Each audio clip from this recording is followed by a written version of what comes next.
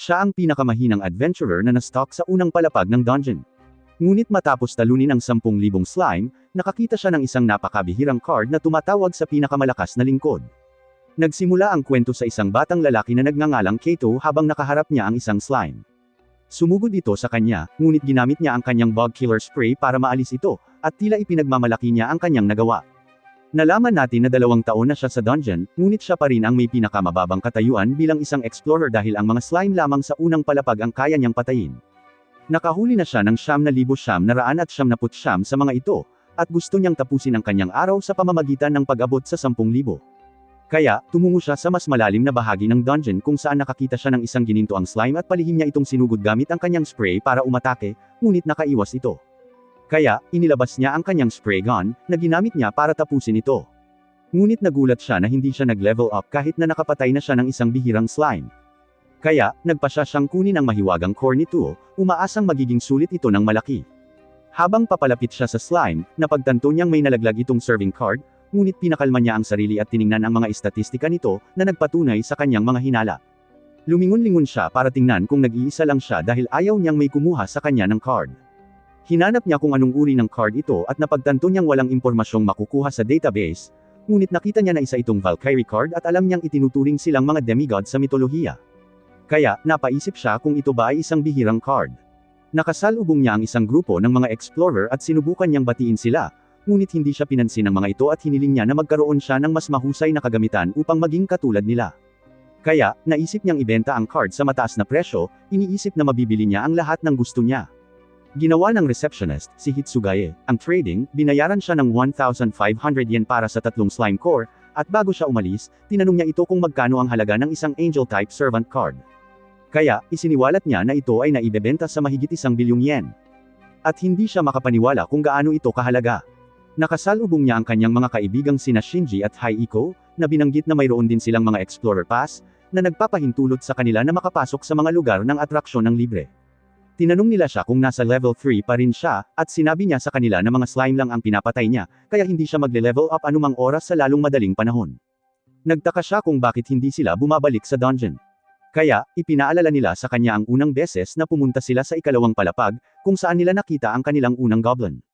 Akala nila madali nila itong matatalo, ngunit nawasak sila at kinailangan nilang gumamit ng mga potion para pagalingin ang kanilang mga sarili, ngunit nagpasya silang sumuko pagkatapos ng insidente. Nagulat sila na 2 taon na siyang nangangaso ng slime at hindi pa rin siya nagsasawa dito. Kaya nagtataka sila kung ano ang nagtutulak sa kanya na gawin ito, ngunit sinabi niya na may mga dahilan siya. Bumalik siya sa bahay kung saan nag-aalala ang kanyang mga magulang na maaaring maapektuhan ang kanyang pag-aaral dahil sa kanyang trabaho, ngunit tiniyak niya sa kanila na maayos siya. Habang naliligo siya, naisip niya ang paggamit ng card, iniisip na magbibigay ito sa kanya ng kapangyarihang galugarin ang mas malalalim na level ng dungeon, ngunit alam niyang mabibili niya ang lahat ng gusto niya kung ibebenta niya lang ito. Kinabukasan, nakasalubong niya ang isang kaklase na nagngangalang Kasura, at magkasama silang naglalakad papunta sa paaralan. Nabanggit niya na nakita niya itong gabi nang umuwi at nagtataka kung saan ito nagpunta, ngunit nagsinungaling siya, sinasabing ginalugad niya ang lungsod kasama ang kanyang mga kaibigan. Nakasalubong nila sina Shinji at Hayako, ngunit mabilis niya silang inilayo at hiniling sa kanila na pagtakpan siya dahil ayaw niyang malaman na pumunta siya sa dungeon. Tinanong niya sila kung ano ang ginawa nila noong nakaraang araw. Ngunit nang magbigay silang tatlo ng magkaibang sagot, nagsimula siyang isipin na pumunta si Kato sa dungeon, ngunit tiniyak niya sa kanya na hindi ito ang kaso sa kanilang klase. Tinanong ni Kato ang kanyang mga kaibigan kung ano ang gagawin nila kung makakita sila ng isang bihirang servant card. Ngunit sinabi nila sa kanya na ang mga servant ay maaari lamang ipatawag sa dungeon, iniisip na hindi ito kapaki-pakinabang. Kaya, ang pinakamahusay na opsyon ay ibenta ito dahil sulit ang mga ito. Pinag-isipan niya ang kanilang payo, ngunit sinabihan siya ng mga ito na huwag mag-alala, iniisip na wala siyang servant card dahil napakabihira nila. Alam niyang tama sila dahil kapag tinawag niya ang servant, hindi niya maibebenta ang card, ngunit gusto niyang maging mas malakas. Kaya tumungo siya sa dungeon kung saan niya ginamit ang card at isang napakalaking anghel ang lumitaw sa harap niya. Naghanda ito para sunggaban siya, ngunit bigla siyang nawala at naging isang babae na nagpakilala bilang si Sylphie. Sa tingin niya ay mukhang mahina ang babae, kaya agad niyang pinagsisihan ang kanyang desisyon, iniisip na nawala na sa kanya ang pagkakataong maging isang bilyonaryo. Inisip niya kung may mali sa kanya, ngunit sinabi niya sa kanya na ayos lang siya at isinama siya upang manghuli ng mga halimaw. Agad niyang naramdaman ang isang slime at dinala niya ito papunta roon. Papatayin na sana niya ito gamit ang kanyang spray, ngunit hiniling niya sa kanya na harapin ito dahil gusto niyang makita ang kapangyarihan nito. Kaya, inatake niya ito gamit ang kanyang banal na spell ng kidlat, na nagpatigil sa kanya, at napagtanto niya na mayroon siyang 170 battle points, na nangangahulugang 17 beses siyang mas malakas kaysa sa kanya. Sinabi niya sa kanya na nagugutom siya, at napagtanto niya na gusto niyang kainin ang core ng slime, kaya ipinakain niya ito sa kanya. Nakaramdam siya ng mas maraming slime at malapit na sanang talunin ang mga ito, ngunit pinigilan niya ito sa pag-aakalang hindi siya kikita ng pera dahil kinakain niya ang kanilang mga core pagkatapos niyang patayin ang mga ito. Ngunit may naisip siyang ideya at hiniling sa kanya na ipakita sa kanya kung nasaan sila upang mapatay niya sila gamit ang kanyang spray. Sa wakas ay nag-level up siya at natutunan niya ang isang skill na tinatawag na Slime Slayer, na nagpapataas ng lahat ng kanyang stats ng 50% kapag nakikipaglaban siya sa mga slime, ngunit sa palagay niya ay hindi ito kapaki-pakinabang. Sinubukan ni Sylphie na pasayahin siya, sinasabing mahusay ang kanyang ginagawa dahil sa wakas ay natutunan niya ang isang kasanayan, at ito ang nagpaiyak sa kanya. Uuwi na sana siya, ngunit nangako siyang ipatawag itong muli sa lalong madaling panahon, at inutusan niya itong bumalik sa card. Binisita niya si Hitsugaya, na nagulat nang makita ang dami ng cores na mayroon siya. Sinabing ito ang record para sa pinakamaraming slime na nahuli sa isang araw, at isiniwalat ng babae na nagkakahalaga ang mga ito ng 15,000 yen. Sa gabi, naisip ni Kato kung gaano kalakas si Sylphie. At naisip niya na sa tulong niya, makakarating siya sa ikalawang level, ngunit nag-aalala siyang makaharap ang isang goblin. Habang natutulog siya, nanaginip siya tungkol sa isang bayaning nagngangalang Kapitan Katsuragi, na pumasok sa kailaliman ng mga dungeon upang ibunyag ang misteryo nito. At pinuri siya ng lahat dahil sa kanyang katapangan at karunungan. Kinabukasan, tumungo si Kato sa ikalawang palapag kasama si Sylphie, umaasang malaman kung ano talaga ang mga dungeon at maging isang bayani tulad ni Kapitan Katsuragi. Ngunit bigla siyang nanginig. Kaya nagtaka si Sylphie kung may problema ba sa kanya, ngunit tiniyak niya rito na ayos lang siya. Hinawakan niya ang kamay nito, at nakatulong ito sa kanya na kumalma, kaya nagpasalamat siya rito. Naalala niya ang pagkakataong pumunta siya sa ikalawang palapag 2 taon na ang nakalilipas, ngunit bigla niyang naramdaman ang isang goblin sa malapit. Kaya nagsimula siyang tumakbo palayo, ngunit naalala niya si Kapitan Katsuragi, alam niyang hindi siya maaaring maging bayani kung kulang siya sa lakas ng loob. Sinimulan niyang sampulin ang sarili, na ikanalito ni Sylphie, ngunit sinabi niya rito na pinapagana lang niya ang sarili. Palihim silang lumapit sa goblin at hiniling ni Kato kay Sylphie na talunin ito dahil wala siyang lakas ng loob na harapin ito. Kaya naghanda siyang gamitin ang kanyang banal na kidlat, ngunit nagbago ang isip ni Kato. Gusto niya itong talunin mismo, ngunit nagsimulang manginig ang kanyang mga binti at sinabihan niya itong tulungan siya kung mukhang nasa problema siya. Sinunggaban niya ang goblin, ngunit hindi siya tumama at sumugod ito sa kanya. Kaya ginamit niya ang kanyang kalasag upang ipagtanggol ang sarili, itinulak ito pabalik. Gumawa siya ng isa pang hampas, ngunit nagawa nitong madisarm siya at sumugod ito sa kanya, ngunit ginamit niya ang kanyang spray para bulagin ito. Binawi niya ang kanyang espada, at naghanda siyang ibigay ang pangwakas na atake, ngunit natisod siya sa isang bato, ngunit aksidente niyang nasaksak ang goblin, na nagbigay daan sa kanya na manalo sa laban. Malapit na siyang umiyak, at sinabi sa kanya ni Sylphie na siya ay kahanga-hanga, ngunit sa palagay niya ay dapat siyang tumulong sa susunod. Nag-level up siya at nagulat na ang pagpatay ng 1,000 slime ay walang nagawa, ngunit ang pagtalo lamang sa isang goblin ang nagpa-level up sa kanya. Natuto siya ng isang bagong skill na tinatawag na Goblin Slayer, na ibinibigay sa mga taong nakakapagtagumpay sa kanilang takot sa mga goblin at nakakatalo sa isa ng mag-isa. Pinapataas nito ang kanyang mga stats ng 10% kapag nakikipaglaban sa isang goblin, ngunit pansamantala lamang itong skill dahil pinalad siya sa laban. Nagsimula silang manghuli ng mas maraming goblin, at patuloy na tumataas ang mga stats ni Kato. Inisip niya kung may alam ba si Sylphie tungkol sa dungeon, ngunit ipinaliwanag niya na wala, at ang tanging alam niya lang ay baka may silbi siya sa kanyang Panginoon. Bumalik si Kato kay Hitsugaya, na nagulat nang makita ang mga core ng goblin, at humanga siya na nakakolekta ito ng 4 na core sa kanyang unang pagsubok. Kinabukasan, ginising siya ng ina ni Kato, ngunit pagod na pagod siya kaya hindi siya makagalaw, at sinabihan siya nitong huwag magtrabaho ng husto. Nakita niya si Kasura, na iniisip niyang nagpunta siya sa isang dungeon dahil masakit ang kanyang katawan. Ngunit itinanggi niya ito, sinabi sa kanya na nagsimula siyang magsanay bilang isang bodybuilder dahil gusto niyang magpalaki ng kalamnan, ngunit sinabi sa kanya na hindi bagay sa kanya ang ganoong itsura. Sa paaralan, sinabi niya sa kanyang mga kaibigan na nagsimula na siyang manghuli ng mga goblin, at nagulat sila na nagawa niyang talunin ang isa. Naiinis siya na nagdududa sila sa kanya, ngunit binanggit niya na mas may tiwala na siya ngayon sa kanyang mga kakayahan, kaya mas papasok pa siya sa dungeon. Patuloy na nangangaso si Kato ng mga goblin at nagawang maabot ang level 10, ngunit nagulat siya kung gaano nito napataas ang kanyang mga estatistika. Nakakuha siya ng isang bagong kasanayan na tinatawag na God's Blessing, na ibinibigay sa mga minamahal ng mga Diyos, at pinapataas nito ang boost sa kanyang mga stats tuwing tataas ang kanyang level, depende sa kung gaano siya kamahal ng mga Diyos. Natuwa siya na sa wakas ay nakakuha na siya ng isang overpowered skill, At bigla siyang yumuko kay Sylvie dahil naniniwala siyang ang skill ay may kaugnayan sa kanya. Hinawakan niya ang kamay nito, sinabihan siyang natutuwa siyang nakilala niya ito, at masaya rin ito na mayroon siyang master na nagmamalasakit sa kanya. Nakakita sila ng isang kumikinang na kalansay, at naisip ni Kato na apektado ito ng pagpapala ng kanyang Diyos. Gumawa si Sylvie ng harang, at sinubukan ng kalansay na umatake, ngunit pinigilan ito ng harang na maabot sila. Ginamit niya ang kanyang bagong sandata upang tamaan ang kalansay, ngunit tila wala itong nagagawang anumang pinsala. At nagulat siya sa kung gaano ito katibay. Sinabihan niya si Sylvie na gamitin ang kanyang Divine Lightning. Kaya, ginamit niya ito at nagawa niyang talunin ang kalansay, ngunit isang core lang ang nahuhulog nito. Kaya, nadismaya siya dahil inakala niyang isang bihirang bagay ang mahuhulog nito. Sinabi niya sa kanya na nagugutom siya at napagtanto ni Kato na pula ang core, iniisip na maaaring bihira ito, ngunit nagpasya pa rin siyang ipakain ito sa kanya.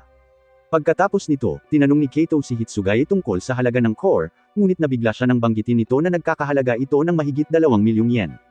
Napansin niyang nalungkot ito, nang mapagtanto niyang nawalan siya ng pulang core, ngunit sinabihan siya nitong huwag sumuko dahil baka makakita siya ng isa pang kumikinang na kalansay.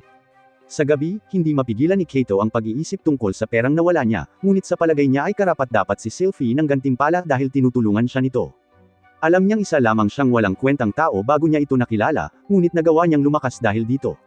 Sa tingin niya ay handa na siyang pumasok sa ikatlong palapag, ngunit nag-aalala siya na baka atakihin siya ng mga halimaw ng grupo-grupo. Kinabukasan, sinabi niya kay Sylvie na lalaban siyang mag-isa ng ilang sandali, na nagpaisip sa kanya kung may nagawa ba siyang mali, tinanong siya kung hindi na ba niya ito kailangan, ngunit pinakalma niya ito at ipinaliwanag na plano niyang pumasok sa ikatlong palapag, ngunit ayaw niya maging ganap na umaasa sa kanya, kaya gusto niyang maging mas malakas. Sinabi niya rito na nagtitiwala siya sa kanya at nakikita siya bilang kanyang nakababatang kapatid na babae sa halip na isang alipin, kaya naisip niya na mapalad siya na siya ang kanyang Panginoon. Biglang lumitaw ang isang goblin at hiniling niya rito na hayaan siyang harapin ito, ngunit nasugatan siya. Bumili si Kato ng isang potion mula kay Hitsugaya, ngunit napakamahal nito, kaya nalugi siya. Ngunit alam niya na upang makarating sa ikatlong palapag, kailangan niyang kumuha ng mga bagong kagamitan at mag-imbak ng mga magic core para kainin ni Sylvie. Kinabukasan, pumunta siya sa unang palapag upang manghuli ng mga slime. At habang ikinukwento niya sa kanyang mga kaibigan ang tungkol sa kanyang plano, narinig siya ni Kasura, ngunit nakumbinsi niya ito na may iba silang pinag-uusapan. Nakakolekta siya ng maraming cores at naghanda para pumasok sa ikatlong palapag, ngunit biglang nakaramdam si Sylvie ng isang silver slime. Inatake niya ito gamit ang kanyang spray gun at sinubukan itong tumakas, ngunit napatay ito ni Sylvie gamit ang kanyang Divine Lightning. Naghulog ito ng Devil Class Servant card at napaisip siya kung dapat ba niya itong gamitin, ngunit matagal na niyang gustong magkaroon ng parehong Diyos at demonyo sa tabi niya. Kaya, nagpasya siyang gamitin ito at isang babaeng nagngangalang Lucy ang lumitaw sa harap niya. Nabigo si Kato dahil ibang-iba siya sa larawan sa kanyang card. At sa tingin niya ay masyadong hangal si Kato para maging kanyang amo. Natatakot si Sylvie sa kanya, kaya nagtago siya sa likuran niya at sinabihan siyang igalang ang kanilang amo, ngunit ipinaliwanag ni Lucy na wala siyang balak na masama sa kanila, sinasabing kumikilos lang siyang parang demonyo. Nabanggit niya na nagugutom siya, ngunit sinabi sa kanya ni Sylvie na wala pa siyang ginagawa, at naramdaman ni Sylvie na may slime sa malapit. Kaya sinabihan siya ni Lucy na pakainin siya pagkatapos niyang tapusin ito. Tinawag niya ang kanyang sibat at ginamit ito upang magpaputok ng bowl ang apoy na nagdulot ng isang malakas na pagsabog, ngunit sa palagay niya ay inaasahan ang ganitong uri ng kapangyarihan mula sa kanya dahil mayroon siyang 130 battle points. Ibinigay niya sa kanya ang mahiwagang core na nahulog nito at kinain niya ito, ngunit humingi pa siya ng higit pa. Tinanggihan niya ang kanyang kahilingan, kaya tinawag niya siyang kuripot, ngunit sinabihan siya nitong gamitin ang kanyang corrosive breath at nainas siya na gusto pa niyang pagtrabahuhin ito, ngunit nangako siyang bibigyan siya ng isa pang core. Nakasalubong nila ang isang goblin at ginamit niya ang kanyang corrosive breath na agad na tumunaw sa goblin, ngunit natakot ang lahat sa kung gaano nakakatakot ang kanyang pag-atake. Kinain niya ang core at natagpo ang mas masarap ito kaysa sa nahulog ng slime. Kaya, gusto niyang pumasok pa sa dungeon. Ngunit pinigilan siya ni Kato, sinabing kailangan niyang kumuha ng bagong kagamitan bago sila pumasok sa ikatlong palapag. At sa palagay niya ay pagod na pagod ang babae, ngunit gusto pa rin niyang pumunta sa mas malayong bahagi ng dungeon. Kaya sinabi sa kanya ni Sylvie na sinasabi lamang niya ito dahil nagmamalasakit siya sa kanya, at nagpasya siyang maghintay hanggang bukas. Kinabukasan, tumungo sila sa ikatlong palapag at isiniwalat ni Kato na bumili siya ng isang mamahaling pana, ngunit sinabi sa kanya ni Lucy na ang kalidad ng isang sandata ay hindi nakasalalay sa presyo nito. Nakakita sila ng dalawang hellhound at pinaputukan niya sila gamit ang kanyang pana, ngunit hindi ito tinamaan at sinimulan nila siyang salakayin. Kaya, lumikha si Sylvie ng harang habang pinasabog sila ni Lucy. Ibinigay niya sa kanya ang isa sa mga core bilang gantimpala, ngunit gusto niya pareho dahil natalo niya ang dalawang Hellhound, ngunit tumanggi siya. Nangako siyang bibigyan pa siya ng higit pagkatapos nilang talunin ang iba pang mga kaaway. At nagbanta siya na ipapadala siya sa impyerno kung nagsisinungaling siya. Sinalakay sila ng dalawang baboy ramo, at sinubukan silang pasabugan ni Lucy, ngunit ang isa sa kanila ay nakalusot. Nagpa siya si Kato na asikasuhin ito, kaya nagpana siya ng palaso, na tumama sa mata nito, ngunit patuloy pa rin itong sumusugod patungo sa kanya. Natamba siya habang nagpanik, at sinubukan siyang tulungan ni Sylphie, ngunit nagpana siya ng isa pang palaso, na tumama sa ulo ng baboy ramo at napatay ito. Pinuri siya ni Sylphie at sinabi ni Lucy na natamba siya dahil nataranta, ngunit sinabi niya rito na natisod lang siya. Pagkatapos noon, napagtanto ni Kato na hindi siya kumita ng pera dahil paulit-ulit na hinihingi ni Lucy ang mga core niya. Narinig niya ang isang grupo ng mga babae na nag-uusap tungkol sa pag-abot sa ika-6 na palapag matapos bumuo ng isang party, at napaisip siya kung makakarating din ba siya rito kasama sina Sylphie at Lucy. Sa paaralan, nagtataka ang mga kaibigan ni Kato kung bakit siya masaya dahil nag-aalala sila tungkol sa paghahanap ng unibersidad, ngunit hindi niya ito naisip kahit isang beses. Narinig sila ni Kasura at napaisip kung aling unibersidad ang balak niyang pasukan. Kaya, sinabi niya rito na gusto pa rin niyang mapunta sa iisang paaralan kasama niya. Sa dungeon, nakita natin si Kato na nangangaso ng mga halimaw. At nang kainin ni Lucy ang lahat ng core, tinanong niya si Sylphie kung may bumabagabag sa kanya, ngunit sinabi nito sa kanya na ayos lang siya. Sa bahay, nanood si Kato ng pelikula, na nagpaisip sa kanya na mag-aaway sina Sylphie at Lucy, kaya kailangan niyang gumawa ng paraan para mapigilan sila. Kinabukasan, napagtanto ni Kasura na hindi nakatulog si Kato kagabi, kaya inisip niya kung ano ang bumabagabag sa kanya. Hindi niya masabi ang tunay niyang problema, kaya binanggit niya na may kakilala ang kanyang mga kaibigan na dalawang babae na magkaiba ang personalidad, at tila ayaw ng mabait na babae sa isa pa. Humingi siya ng payo sa kanya kung paano sila magkagustuhan, at sinabihan siya nitong tanungin ang mabait na babae kung ano ang nararamdaman niya. Sa dungeon, ipinatawag ni Kato si Sylphie at tinanong kung kinamumuhian ba niya si Lucy, kaya ipinaliwanag niya na natakot siya sa kanya noong una, ngunit nagustuhan na rin siya nito.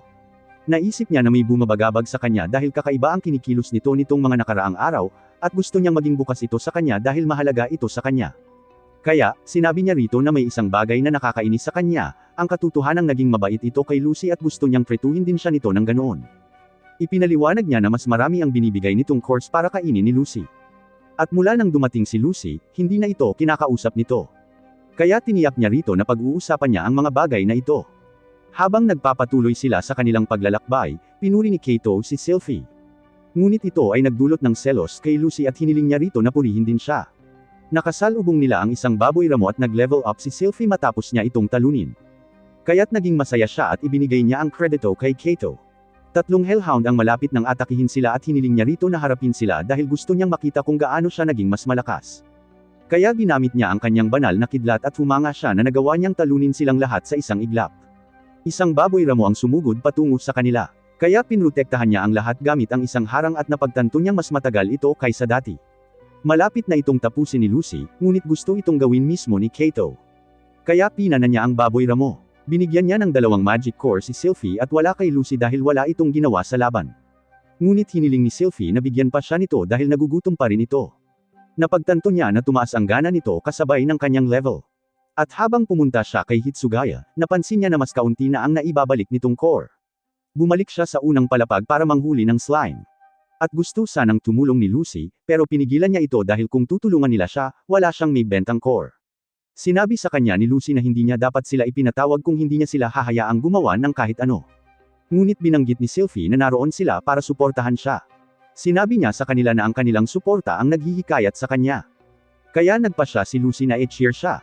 Nagulat si Hitsugaya na nagdadala na naman si Kato ng slime course dahil inakala niyang pupunta siya sa ika-4 na palapag. Ngunit alam niyang masyadong mahina ang kanyang kagamitan para sa ika-4 na palapag. Kaya naghanap siya online ng armor at mga armas. Ngunit nang makahanap siya ng suit na gusto niya, nagulat siya nang makita kung gaano ito kamahal. Kinabukasan, nakakita sila ng isang espesyal na slime at sinabi ni Kato sa kanila na kailangan nila itong talunin kahit ano paman.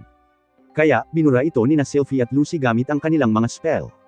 Akala niya makakakuha siya ng isa pang servant card, ngunit nagulat siya nang makahanap ng isang magic orb. Natuwa siya dahil magbibigay daan ito sa kanya upang matupad ang kanyang pangarap na maging isang wizard, kaya nagpa siya siyang gamitin ito. Nabasag niya ang bola at nakakuha ng bagong spell sa tubig, kaya gusto niya itong subukan sa isang Hellhound. Sinabihan niya si Sylphie na gumawa ng harang sa paligid nila at hiniling kay Lucy na makialam kung mabigo siyang talunin ang Hellhound. Nagpaputok siya ng water ball at nagawa niyang tumama ng direkta, ngunit wala itong nagawa. Sumugod ang Hellhound sa kanila at natalo ito ni Lucy, ngunit nadismaya siya sa kung gaano kahina ang kanyang bagong spell, iniisip na dapat ay ibinenta na niya ang magic ball. Sa gabi, nakasalubong ni Kato si Kasura at nagpasalamat siya rito sa kanyang payo dahil nalutas niya ang problema sa pagitan ng dalawang babae. Kaya, napagtanto niya na hinihingi siya nito para sa makasariling dahilan, ngunit tiniyak niya rito na para ito sa kanyang mga kaibigan. Nagpasya siyang umuwi na, ngunit naisip ni Kato na may kakaiba sa kanya, iniisip kung nagseselos ba ito na may iba na itong babae sa buhay, ngunit sa tingin niya ay imposible. Bumalik si Kato sa dungeon kung saan pinagbuti niya ang kanyang water ball, at natutunan niya kung paano baguhin ang hugis nito, ngunit napagod siya at bumagsak. Habang palabas siya ng dungeon, nakasalubong niya ang isang babaeng nagngangalang Eri, na napagtanto niyang pagod na siya, at sinabihan siyang maging mas maingat. Humingi siya ng paumanhin sa pagkakabangga niya sa kanya, at naglakad siya palayo nang mapagtanto nito na nag-eensayo siya ng husto. Inisip ng kasama niyang si Miko na kakaiba siya, ngunit iniisip ng kaibigan niyang si Hakari na dapat silang magsikap tulad niya, kaya nagpasya silang manghuli ng maraming halimaw hanggat maaari. Nakita natin si Kato sa kanyang silid-aralan habang pinagalitan siya ng kanyang guro dahil sa pagtulog habang nagle-lecture, at sinabihan niya itong mag-eensayo ng husto. Kaya pinagtawanan siya ng lahat. Tinanong siya ng kanyang mga kaibigan kung bakit siya nagsasanay. Kaya sinabi niya sa kanila na sinusubukan niyang pagbutihin ang kanyang water ball, iniisip na magiging kapaki-pakinabang ito sa kanyang mga pagsalakay. Ngunit narinig siya ni Kasura, tinatanong siya kung nagsasanay ba siya sa dungeon. Kaya itinanggi niya ito, sinabihan siyang sinusubukan niyang matuto kung paano sumayaw. At pinayuhan siya nitong alagaan ang kanyang sarili. Ginamit ni Kato ang kanyang water ball sa isang goblin, itinulak ito sa bibig nito, at nalunod ang goblin. Ngunit napagtanto niya na nasa level 11 pa rin siya dahil hindi siya nakakakuha ng sapat na karanasan mula sa mga halimaw sa ikatlong palapag. Kaya, naisip niyang pumasok pa sa mas malalim na bahagi ng dungeon. Kinabukasan, nakita natin siyang suot ang mamahaling suit na nakita niya online, ngunit sinabi sa kanya ni Lucy na mukha siyang talunan. Ipinaliwanag niya na pinuprotektahan nito ang kanyang katawan, ngunit manipis ang material, kaya nakakaramdam pa rin siya ng sakit kapag tinatamaan siya. Dagdag pa niya na bumili siya ng Pulse Ares na nagpapataas ng bisa ng kanyang mga spell, iniisip na mas lalakas nito ang kanyang water ball, ngunit isiniwalat niya na hindi pa niya ito nasusubukan. Nakarating sila sa ika-4 na palapag, ngunit naramdaman ni Sylphie ang isang mapanganib na halimaw at lumitaw ang isang higanteng ipis. Kaya, nataranta ang mga babae at sinimulan nila itong pasabugan gamit ang kanilang mga spell habang ipinaliwanag ni Kato na ang ika-4 na palapag ay puno ng mga ipis, ngunit napagtanto niya na iniwan nila siya. Nakita natin sila sa ika-5 palapag at naabutan sila ni Kato nang sabihin sa kanya ni Sylphie na natakot sila. Humingi siya ng paumanhin sa pagmamadali, ngunit sinabi niya sa kanya na hindi siya galit, sinabi sa kanya na nagawa nilang linisin ang ika-4 na palapag sa isang iglap.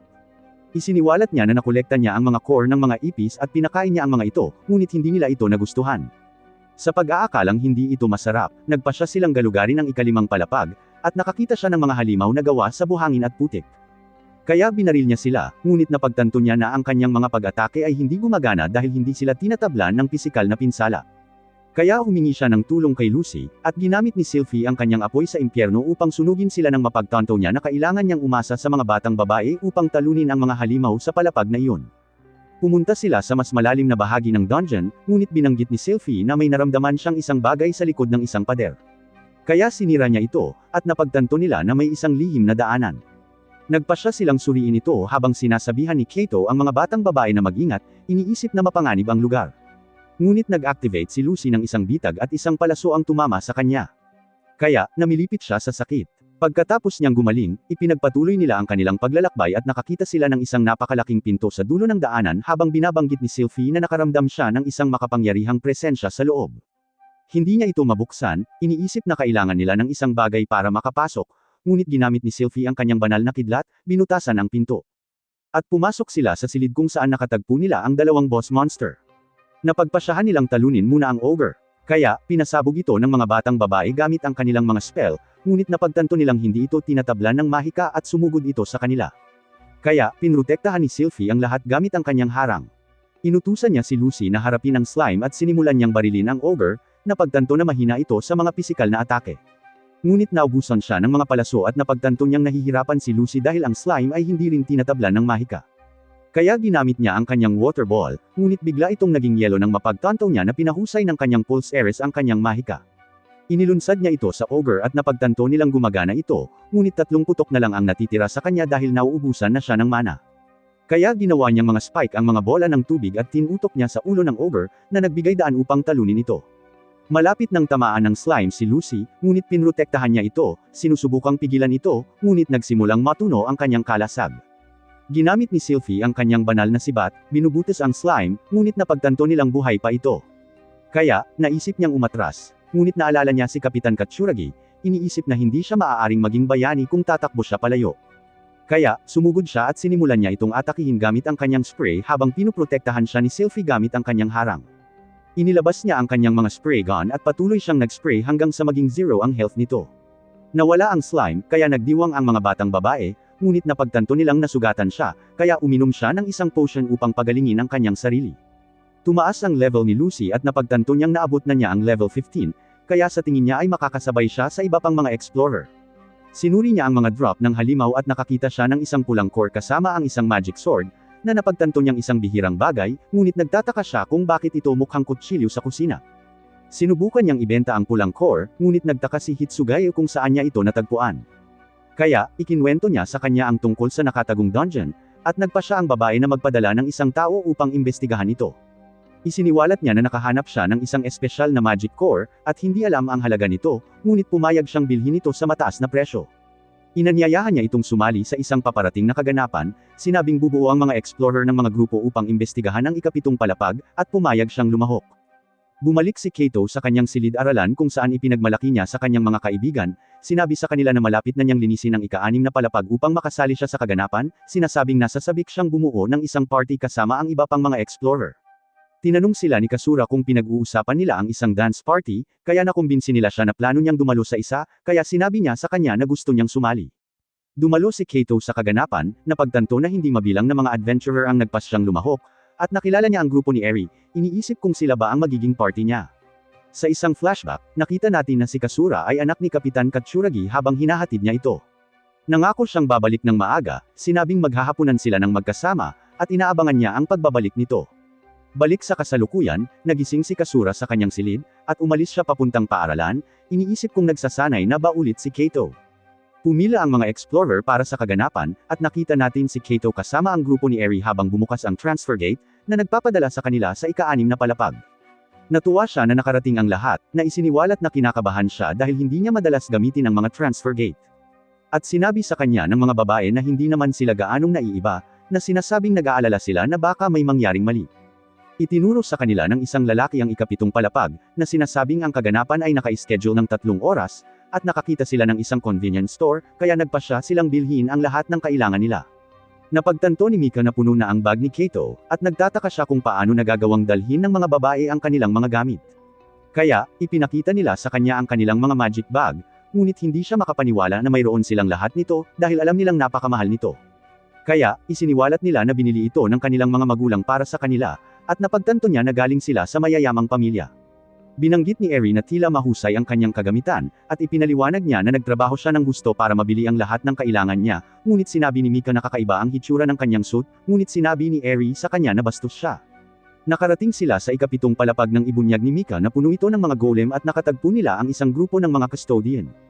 Binati sila ng pinuno ng grupo dahil alam nilang lalahok sila sa kaganapan, kaya't nais niya silang swertehin. Alam ni Hakari na pinapanatiling malinis ng mga custodian ang dungeon at natutuwa siya na ginagawa nila ang kanilang mga trabaho. Tinanong ni Kato ang lahat tungkol sa kanilang mga level, sinasabing nasa level 16 siya, kaya isiniwalat ni Eri na mas mataas siya ng 2 level kaysa sa kanya at ang kanyang mga kaibigan ay nasa level 15 pa rin. Ngunit ipinaliwanag ni Miko na si Hakari ay may napakalaking dami ng mana. Biglang lumitaw ang isang stone golem. Kaya sumugod si Eri at nagawa niya itong malampasan, at hiniwa ito sa kalahati. Humanga si Kato, ngunit nakita nila ang isang bronze golem na papalapit. Kaya gumamit si Hakari ng isang spell na tinatawag na Earthwave para hindi ito makagalaw. Habang tinatawag ni Mika ang kanyang Servant Snatch, na nagsimulang mag-scratch sa golem, naglunsad si Hakari ng isang Firebolt, na sumunog sa golem habang inilalapat ni Eri ang pangwakas na atake, na nagbawas sa health points nito sa 0. Sinabi ni Kato sa mga batang babae na sila ay kahanga-hanga, ngunit isang iron golem ang lumitaw sa likuran nila at naghanda itong durugan si Hakari, ngunit pinrotektahan siya ni Eri at sinugod niya ito ng buong lakas, ngunit napagtanto niya na ang baluti nito ay masyadong matigas.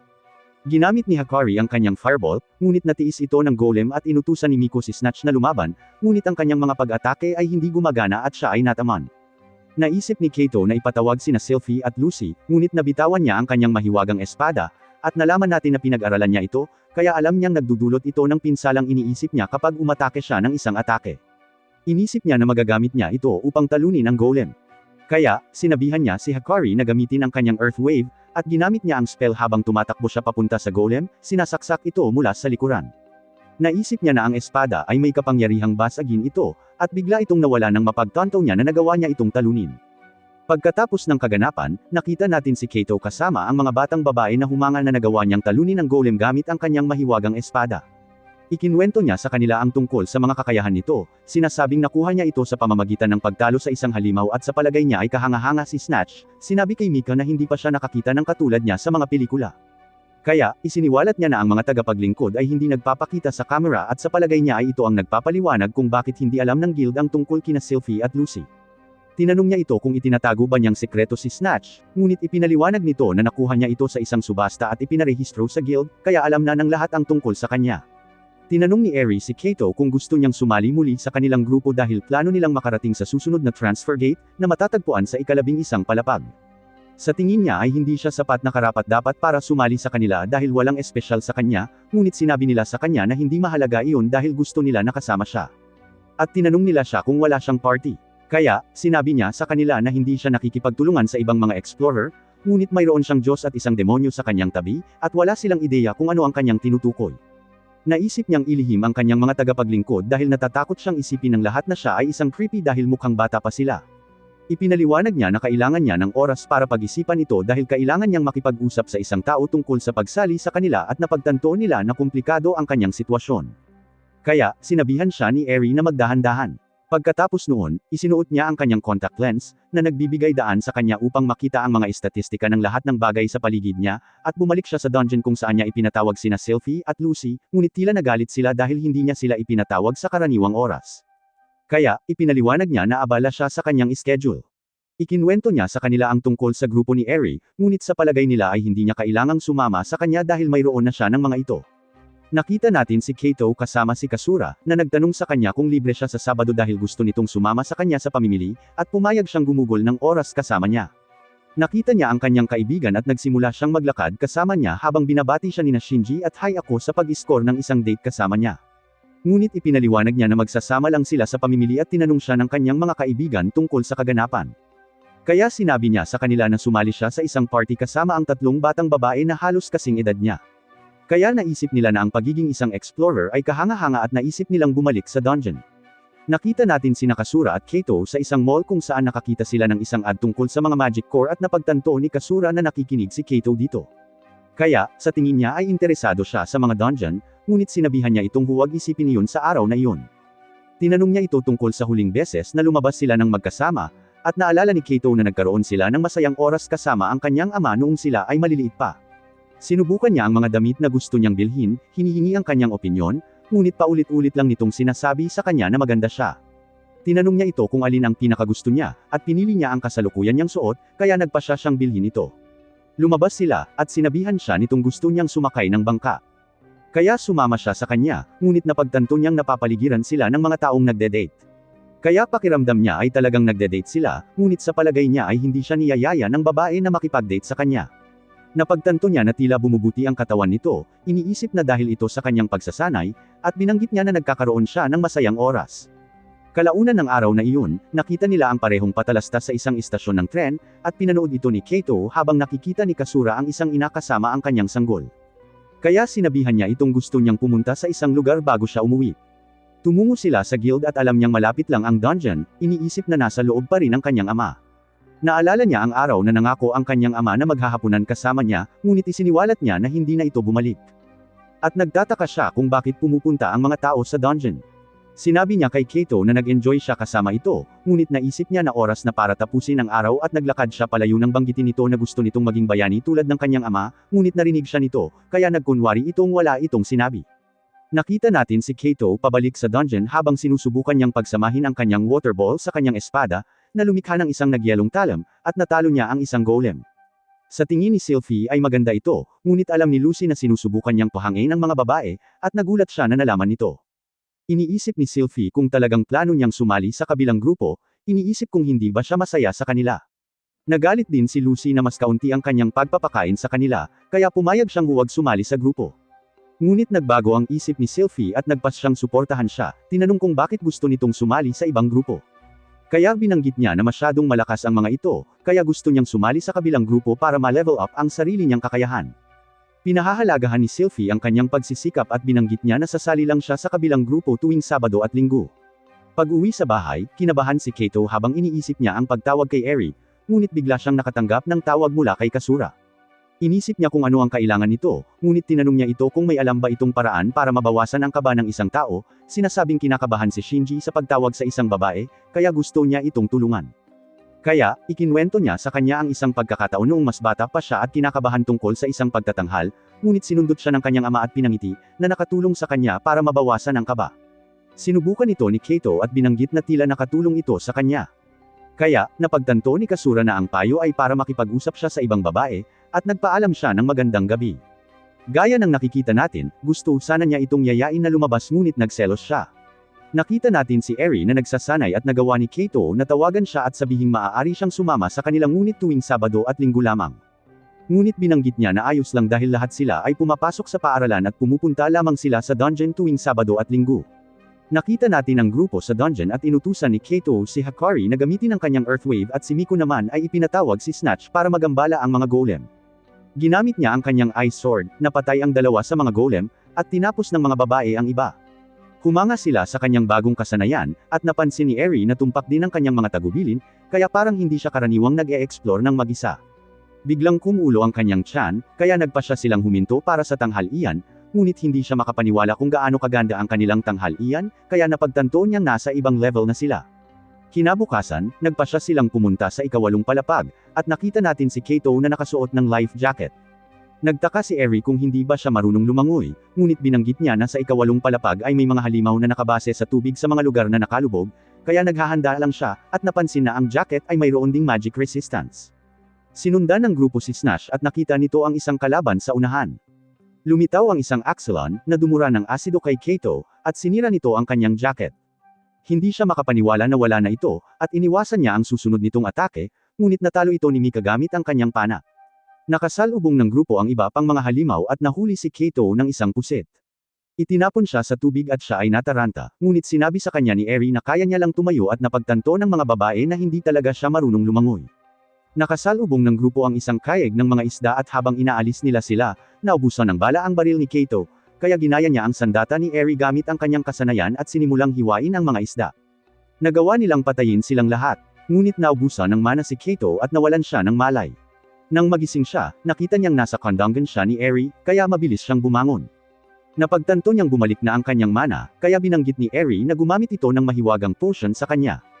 Humingi siya ng paumanhin dahil malamang ay mahal ito, ngunit hindi ito ikinabahala dahil isa silang grupo, kaya dapat silang magtulungan.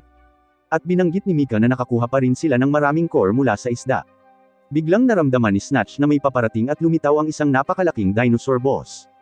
Sinabihan sila ni Kato na umatras, kaya tumakbo ang grupo, ngunit hinabol sila ng halimaw, at may mga bato na nakaharang sa kanilang paglabas. Kaya sinabihan sila ni Kato na kakailanganin nilang lumaban. Sinabihan niya sila kung paano sila dapat umatake, ngunit nang sundin nila ang kanyang mga tagubilin, walang epekto ang kanilang mga pag-atake. Nagawa ni Kato na saksakin ito gamit ang kanyang espada, ngunit alam niyang hindi ito sapat na pinsala. Habang inaalis niya ang atensyon nito, tumakbo si Eri sa likod nito, at sinaksak niya ito sa ulo, ngunit hindi ito sapat, at siya ay itinapon.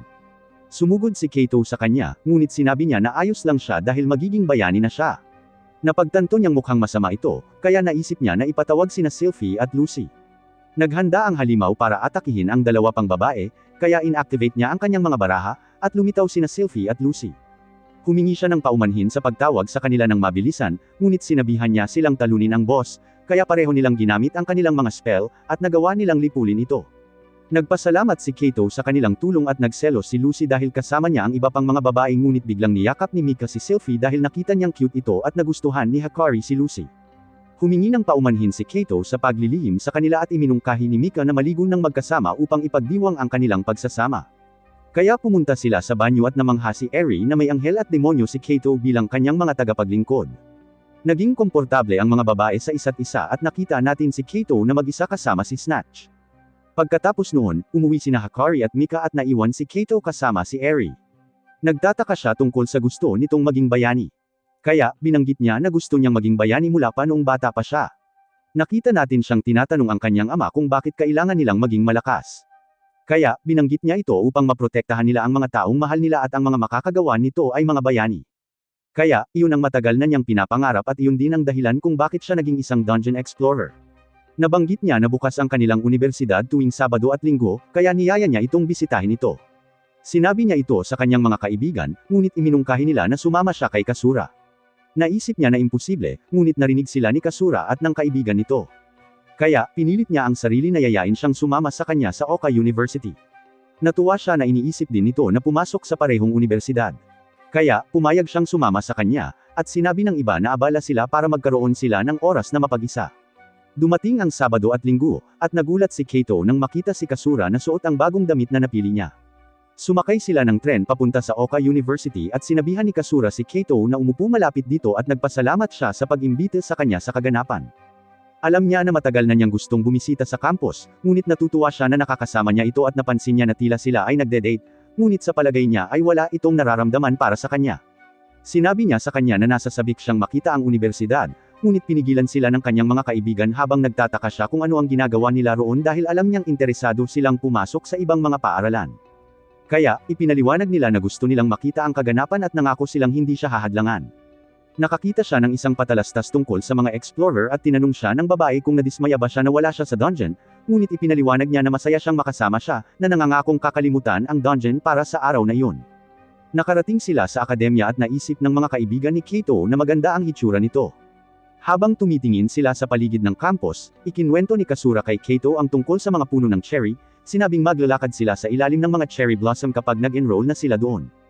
Kaya, naisip niya na magkakaroon ng magandang sandali kasama siya ng mapagtanto ng babae na kakaiba ang kinikilos niya, at napansin niya na masyadong maaga pa para mangarap dahil kailangan pa niyang pagbutihin ang kanyang mga marka.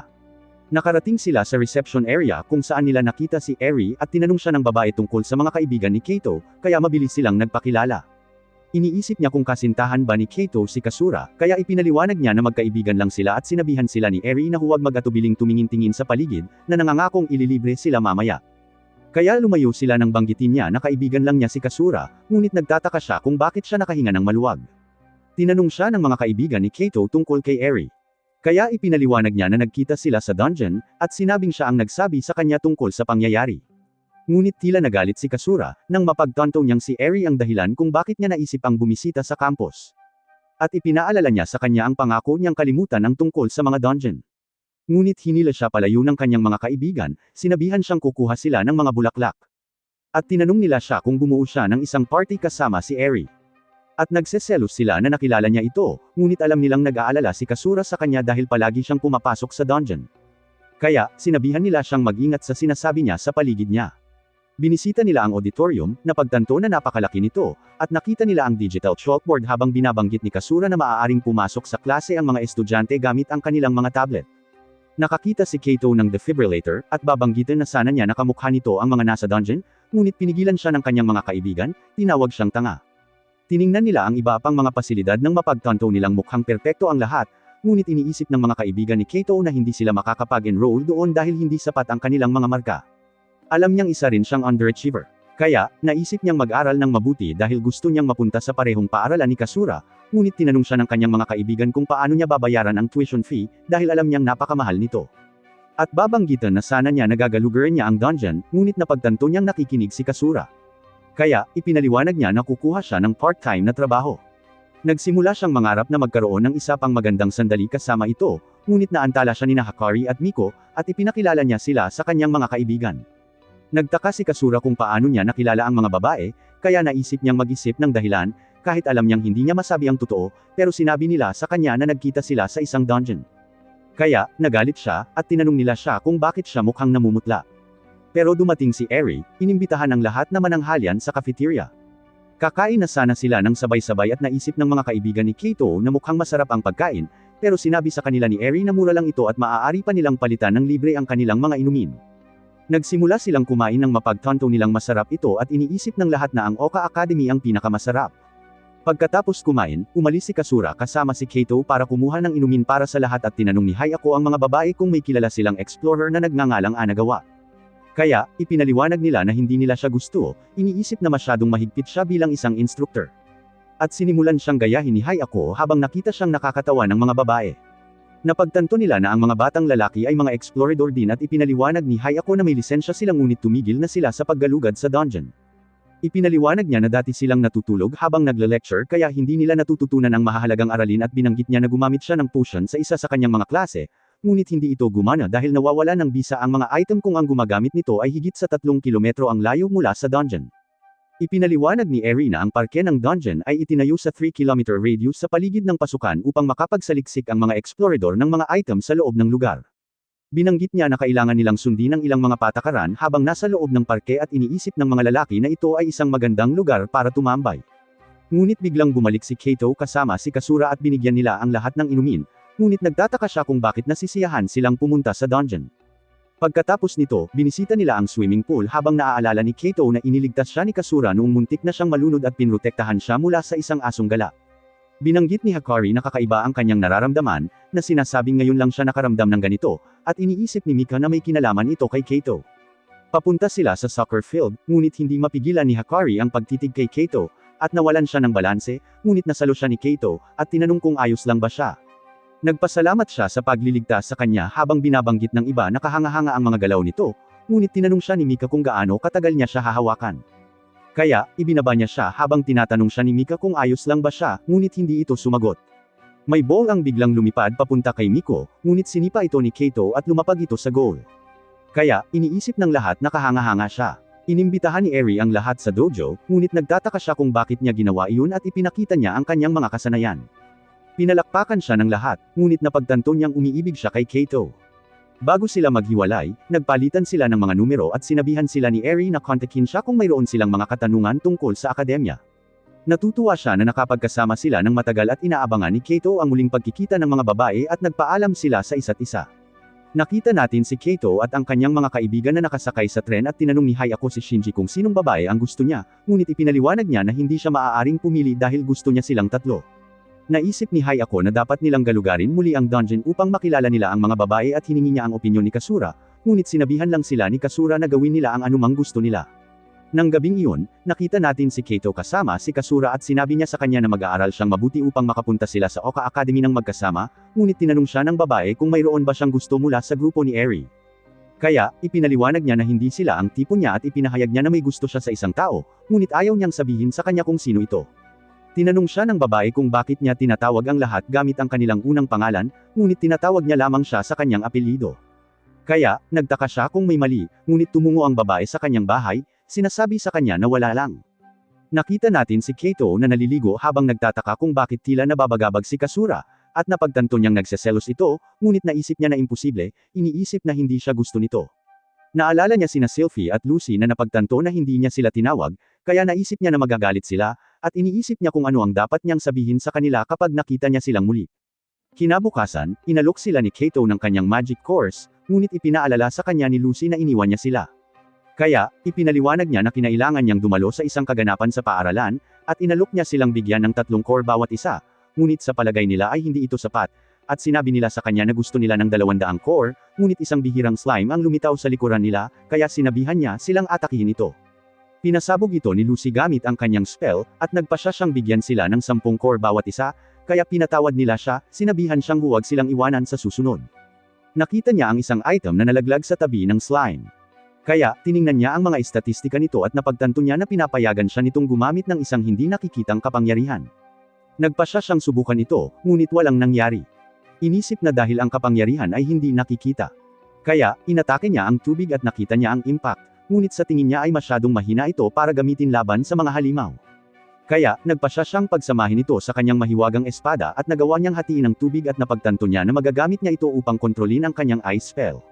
Lumitaw ang grupo ni Eri at sinabi niya sa kanya na gusto niyang pumasok sa universidad, ngunit sa palagay niya ay hindi sapat ang kanyang mga marka. Kaya, inalok siya ng babae na turuan siya, ngunit tinanong niya siya kung maaaring sumama sa kanila si Kasura at pinayagan niya ito dahil sinabi sa kanya ng kanyang mga kaibigan na sasali rin sila. Ngunit tila naiinggit ang kanyang mga katulong. Kaya, binigyan niya sila ng mas maraming course para pasayahin sila at naisip ng mga babae na ang cute nila. Nakarating sila sa ika-9 na palapag ng banggitin ni Sylvie na may nararamdaman siyang isang malakas na halimaw sa unahan. Kaya, nagtaka si Kato kung ano ang dapat nilang gawin dahil wala ng daan. Nagpasya silang harapin ito at binanggit ni Eri na dapat silang umatras kung hindi nila ito matatalo. Nakakita sila ng isang napakalaking halimaw at nakilala ito ni Lucy bilang isang orthos, ngunit nagtaka sila kung ano ang ginagawa nito doon dahil hindi ito dapat lumitaw sa ika-9 na palapag. Nagmungkahi si Kato na umatras, ngunit bigla itong sumugod papasok. Kaya, pinrotektahan ni Sylvie ang lahat gamit ang kanyang harang. Habang inihahanda ni Eri at Miko ang kanilang mga mahiwagang baril, ginamit ni Hakari ang kanyang Earthwave upang pigilan ang Orthos habang sinusunog ito ni Lucy gamit ang kanyang spell, ngunit hindi ito gumana at nagsimula itong huminga ng apoy. Ginamit ni Lucy ang kanyang Corrosive Breath at inutusan ni Miko si Snatch na umatake, ngunit napagtanto ni Kato na hindi sapat ang pinsalang nagagawa nila, kaya nagpasya siyang ilihis ang atensyon nito habang inutusan niya si Lucy na sunugin ang tiyan nito. Kaya, tumakbo siya papunta rito at pinasabog ito gamit ang kanyang impyernong apoy. Inutusan niya si Sylvie na gamitin ang kanyang banal na sibat. Kaya sumugod siya habang sinusunog itong muli ni Lucy, ngunit nagpatuloy ito sa pakikipaglaban at malapit na itong huminga muli ng apoy. Kaya pinigilan ito ni Kato gamit ang kanyang water ball habang inaatake ito ng lahat gamit ang lahat ng mayroon sila at nagawa nilang talunin ito. Kaya nagdiwang sila at iminungkahi ni Mika na magpahinga dahil pagod na sila. Ngunit biglang nakaramdam si Sylvie ng isa pang makapangyarihang presensya at isang boses ang nagsabi sa kanila na natalo lang nila ang kanyang aso. Isang demonyong nagngangalang Belia ang lumitaw nang mapagtanto ng lahat na siya ang kumokontrol sa mga orthos at hinamon niya sila sa isang laban na nagsasabing hindi niya sila hahayaang makatakas.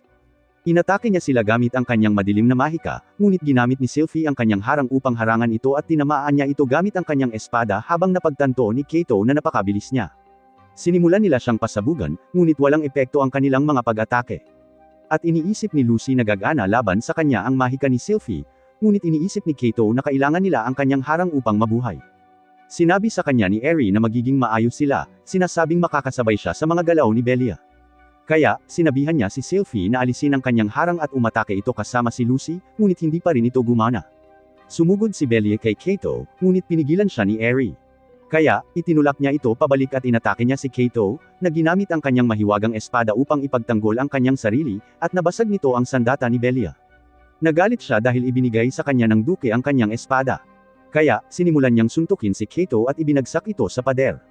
Kaya uminom siya ng potion habang patuloy na inaatake ng iba si Belia at nakaisip siya ng plano na nagsasabi kay Miko na ilihis ang atensyon nito. Kaya sinimulan niyang barilin ito habang lumitaw si Kato sa likuran niya at sinaksak ito gamit ang kanyang espada. Bumagsak si Belia sa lupa at nagtaka si Kato kung tapos na ba ang lahat, ngunit tumayo siyang muli at pinagaling ang kanyang mga sugat ng banggitin ni Kato na hindi patas dahil ang mga halimaw ay hindi karaniwang gumagaling. Tinamaan niya si Kato, napabagsak ito, naghahandang tapusin siya, ngunit pinrotektahan siya ng mga batang babae, ngunit agad silang natalo ni Belia. Sumugod si Sylvie gamit ang kanyang banal na sibat, ngunit itinapon niya ito. At sinabihan ni Lucy si Kato na tumakas habang sinusubukan niyang pigilan si Belia, ngunit itinulak siya nito pabalik. At napansin ni Kato na hindi niya maaaring iwanan ang lahat. Kaya, nag-isip siya ng paraan para talunin si Belia. Napagtanto niya na si Lucy ay may kasanayang tinatawag na beauty of gluttony na pansamantalang nagpapataas ng kanyang mga istatistika sa pamamagitan ng pagkonsumo ng kalusugan ng isang target. Kaya sinabihan niya itong gamitin ito, ngunit ipinaliwanag ni Kato na kailangan niyang ubusin ang puwersa ng buhay nito habang aktibo ito at maaari siyang mamatay. Pero wala siyang pakialam, sinasabi niya rito na may tiwala siya rito. Kaya ginamit niya ang kanyang kasanayan at nag-transform sa kanyang pang-adultong anyo habang ipinapakita niya na naibalik na niya ang kanyang mga level, ngunit hindi pa rin niya nararating ang kanyang buong kapangyarihan. Gumamit si Belia ng kanyang madilim na mahika, ngunit hindi ito gumana. At ipinaliwanag niya na malayo pa siya sa kanyang level dahil isa siyang Viscount class devil. Hindi siya makapaniwala kung gaano siya kalakas, tinanong siya kung ano ang ginagawa niya roon, ngunit sinabi niya rito na parurusahan niya ito dahil sa pananakit sa kanyang mga kasama. Gumamit siya ng kanyang Godkiller spell, na lubos na nagpahina sa kanya, at nawala ang kanyang katawan habang napagtanto ni Kato na tapos na ito. Ngunit nagsimula siyang makaramdam ng pagkahilo, sinabi sa kanya rito na malapit na siyang mamatay. Kaya nagmakaawa siya rito na i-deactivate ang kanyang kasanayan, ngunit tinanong siya nito kung gusto niya ang kanyang pang-adultong anyo, nangakong susundin siya pagkatapos niyang sagutin ang kanyang tanong. Kaya sinabi niya rito na maganda ang hitsura nito at nangako siyang magiging mabait sa kanya. Kaya bumalik siya sa kanyang orihinal na anyo. Pagkatapos noon, napagtanto ni Kato na nag-level up na siya at nagkaroon siya ng bagong skill na tinatawag na pain resistance, iniisip na makakatulong ito sa kanya na mapaglabanan ang beauty gluttony. Sinabi sa kanya ng mga babae na nag-level up din sila at sa tingin niya ay karapat-dapat ang lahat dahil muntik na silang mamatay. Napagpasyahan nilang tumigil na at napagtanto niya na ang Orthos ay naghulog ng magic core, ngunit nagtataka siya kung bakit mas malaki ito kaysa sa iba. Nakita niya ang serving card ni Belia at tinanong niya ang lahat kung ano ang dapat nilang gawin dito. Kaya, sinabi sa kanya ng mga babae na maaari niya itong makuha, ngunit sa palagay niya ay hindi niya ito kailangan dahil mayroon na siyang Lucy. Ipinaliwanag niya na si Belia ay may napakababang ranggo bilang isang demonyo, kaya iminungkahi niya na ibenta ang card, ngunit ipinatawag siya ni Kaito, inaabangan ang pagkakaroon ng isa pang makapangyarihang lingkod. Ngunit si Belia ay naging isang bata. Isiniwalat niya na ang kanyang level ay nabawasan matapos siyang ipatawag. At agad na pinagsisihan ni Kaito ang kanyang desisyon, hiniling na sana ay siya na lang ang nagbenta sa kanya. Kaya nagsimulang umiyak si Belia. Nakita natin si Kaito na naliligo habang nagtataka kung bakit niya naisip ang ipatawag si Belia, na lumitaw sa likuran niya, at hinugasan niya ang kanyang likod. Nagmakaawa siya kay Kaito na huwag siyang iwan dahil gusto nitong manatili sa kanya. Kaya nangako si Kaito na hindi siya ibebenta, at narinig sila ng mga babae. Nang mapagtanto nilang magkaibigan na sila, tumungo sila kay Hitsugaya at ipinakita nila sa kanya ang mahiwagang core. Ngunit nagulat siya na may lumitaw na Orthos sa ika-9 na palapag. Kaya nagpasya siyang magpadala ng isang grupo upang mag-imbestiga. Nagpasya siyang bayaran siya ng 24 na milyong yen para sa core. At hindi siya makapaniwala kung gaano ito kamahal, ngunit ipinaliwanag niya na gusto niyang ibahagi ang pera sa mga babae dahil tinulungan nila siyang talunin ang halimaw. Sinabi sa kanya ni Hitsugaya na maaari niyang ibigay sa kanya ang mga dokumento para sa kanyang tax return, ngunit wala siyang ideya kung ano ang tinutukoy nito. Nakita natin si Kaito na kumakain kasama ang mga babae at humingi siya ng payo kay Eri dahil hindi niya alam kung paano mag-file ng buwis. Kaya, sinabihan siya ni Kaito na magtago ng talaan ng kanyang mga gastusin, ngunit binanggit ni Kaito na itinapon na niya ang kanyang mga resibo at sinabihan siya ni Mika na itago ang mga ito sa susunod. Malapit na silang umuwi at binanggit ni Eri na nag-enjoy siya, iniisip na may mga espesyal na bagay na naaakit kay Kaito dahil nakatagpo nila ang isang Orthos at isang Diablo sa ika-9 na palapag. Napansin niya na nakakuha na siya ng 3 servant card, kaya sa tingin niya ay tama si Eri, ngunit naniniwala pa rin siyang walang espesyal sa kanya.